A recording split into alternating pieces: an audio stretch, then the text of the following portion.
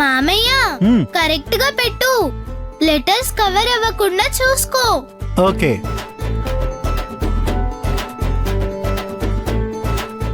ఖుషి ఓకేనా? సూపర్ మామయ్య, thank you. నువ్వు థ్యాంక్స్ చెప్పడం ఏంటమ్మా? యువరాణి గారు ఆజ్ఞాపిస్తే చాలు, ఏ పనైనా చేయడానికి ఈ సేవకుడు సిద్ధంగా ఉంటాడు. చెప్పమ్మా, ఇంకేం చేయమంటావు? ఇంకా నువ్వు చేయాల్సిందేం లేదు మామయ్య, అత్తా నందినీలు చేయాల్సిందే ఉంది. వాళ్లతో ఖచ్చితంగా పని చేయించాలి.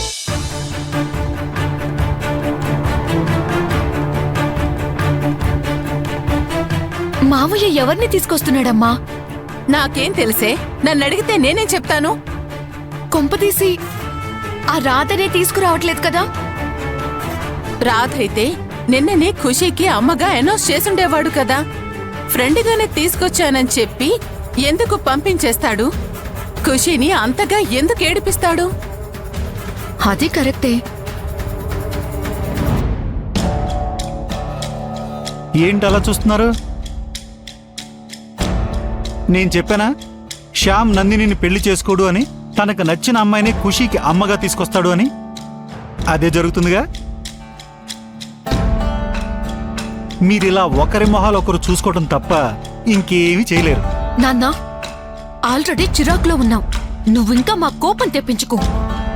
మీరు చిరాకులో ఉన్నారో పరాకులో ఉన్నారో నాకు తెలియదు, కానీ నేను మాత్రం చాలా సంతోషంగా ఉన్నాను. ఏంటి రిలాక్స్డ్ గా ఉన్నారు? మరేం చేయమంటావు? నాకు హెల్ప్ చేయాలి. ఏం హెల్ప్ చేయాలి? కొత్తమ్మకి వెల్కమ్ చెప్పాలి కదా. నందిని, నువ్వు ఇంటి ముందు ఈ కలర్స్ తో మంచిగా ముగ్గువే. ఎవరో వస్తే నేనెందుకు ముగ్గు వేయాలి? ఎవరూ కాదు, వచ్చేది మా అమ్మ. తనని హ్యాపీగా రిసీవ్ చేసుకోవాలిగా. హ్యాపీ నీకు, మాకు కాదు. అంటే హెల్ప్ చెయ్యనంటావా? మరి ఇన్ని రోజులు నువ్వేది అడిగితే అది చేస్తాను, నీకు నచ్చినట్టుగా ఉంటాను అని చెప్పావుగా, అదంతా అబద్ధమేనా?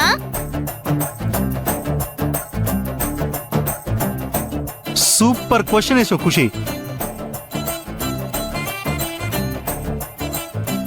ఏంటి అలా చూస్తున్నారు? సమాధానం చెప్పండి. మీ ప్రేమంతా నటనే కదా. ముగ్గే కదా, వేస్తాను.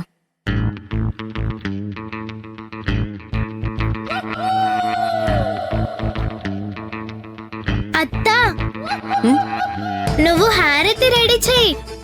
నేనా? నువ్వే సునందా, ఇంటి ఆడపడిచే కదా హారతి పట్టాల్సింది. వెళ్ళు.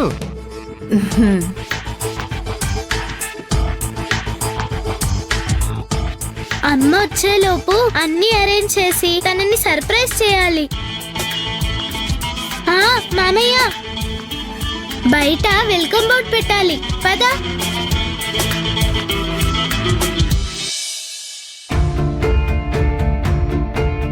మతిపోయిందా నీకు? అంది వచ్చిన అవకాశాన్ని ఎందుకు కాదనుకుంటున్నావే? కాదనక నా మీద మళ్ళీ దయ చూపించారని అతని కాళ్ల మీద పడాలా? పూటకో మాట మాట్లాడే మనిషితో నేను పడలేను పెద్దమ్మా. అతనికి డబ్బుందన్న పొగరు. డబ్బు లేకపోయినా నీకేం తక్కువ ఉందే పొగరు? నీ సమస్య మళ్ళీ మొదటికొచ్చిందని నువ్వే కదా బాధపడ్డావు. మరిప్పుడు అవకాశం నిన్ను మళ్ళీ వెతుక్కుంటూ వస్తే దాన్ని కాలదన్నడం తెలివున్న పనేనా? జరిగిందంతా తెలిసి కూడా నువ్విలా అడిగితే నేనేం చెప్పాలి? సరే, వాళ్లతో వెళ్లడం నీకిష్టం లేదు.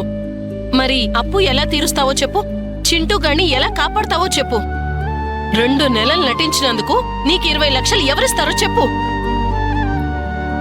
వాళ్ళు తలుచుకుంటే ఇంకెవర్నైనా ఖుషీకి అమ్మగా తీసుకుని వెళ్లి ఆ పాపని బ్రతిమాలో బుజ్జగించో ఒప్పించుకోగలరు.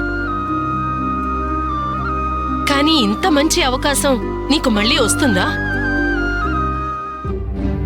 ఇవన్నీ పక్కన పెడితే ఖుషీ మీద నీకు, నీ మీద ఖుషీకి అభిమానం ఉంది కాబట్టి ఆ పాపకి అమ్మగా నువ్వెళ్లడమే మంచిదే. వేరే అమ్మాయిలందరూ ఎలా ఆలోచిస్తున్నారో నువ్వే చూసావు కదా. అలాంటి వాళ్ళు ఖుషీకి అమ్మగా వెళ్లాల్సొస్తే ఆ పాప పరిస్థితి ఏంటో ఒక్కసారి ఆలోచించు. ఆ పాప మనసు కష్టపడ్డా సరే నీ మొండితనమే నీకు ముఖ్యం అనుకుంటావా? అదృష్టం ఒకేసారి తలుపు తడుతుంది అంటారు, కానీ నీకు మాత్రం రెండోసారి వచ్చి నీ ముందు నిలబడింది. కాదనుకోకురాదా. 2 నెలలు కళ్ళు మూసుకొని తెరిచేలోపు అయిపోతాయి. నీ మంచి కోరే మనిషిలా చెప్తున్నాను, ఒప్పుకోవే.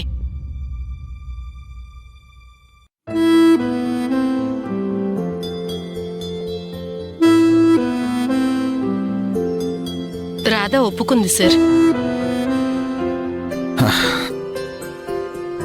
Thank you Radha. ఈ రోజు నుంచి 2-3 నెలల వరకు నువ్వు అమ్మాయివి కావు, అమ్మవి. ఈ చీర కట్టుకునిరా.